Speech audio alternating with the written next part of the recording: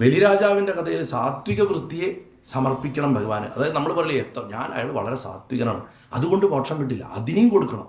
അപ്പം നമ്മൾ ഭഗവാന്റെ വിഗ്രഹാരാധന ചെയ്യുമ്പോൾ സ്തോത്രങ്ങളൊക്കെ ചെല്ലുക എന്ന് പറഞ്ഞാൽ അത് വളരെ സാത്വിക വൃത്തിയാണ്. പക്ഷെ അതിനെയും സമർപ്പിക്കുമ്പോഴേ മോക്ഷം കിട്ടുള്ളൂ. അപ്പോൾ ബലി ചെയ്തത് അതാണ്. ബലി തൻ്റെ സത്വഗുണത്തിനെ ഭഗവാന് സമർപ്പിച്ച് മോക്ഷം നേടി.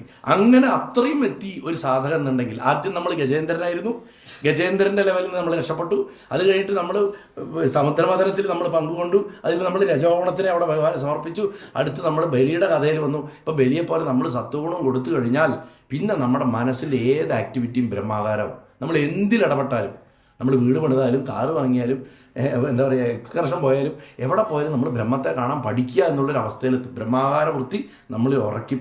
ആ ബ്രഹ്മാകാര വൃത്തി എങ്ങനെയാണ്? It starts as A small fish. ഒരു വിത്ത് അല്ലെങ്കിൽ ഒരു ചെറിയ പരൽമീൻ പോലെ അത് തുടങ്ങും. അതുകൊണ്ടാണ് അതിനെ നമ്മൾ എന്തിലിടുന്നോ അതിൻ്റെ വലിപ്പം അത് വരും.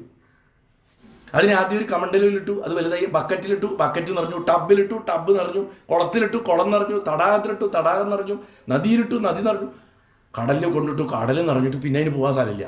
ബ്രഹ്മാകാര വൃത്തി അങ്ങനെയാണ്. നമ്മൾ ബ്രഹ്മത്തെ കാണാനുള്ള ഒരു സീഡ് ഇട്ട് കഴിഞ്ഞാൽ, അത് പഠിച്ച് അത് കിട്ടിക്കഴിഞ്ഞാൽ പിന്നെ നമ്മൾ പ്രവർത്തിക്കുന്ന ഏതിരിക്കും അത് എക്സ്പാൻഡായി.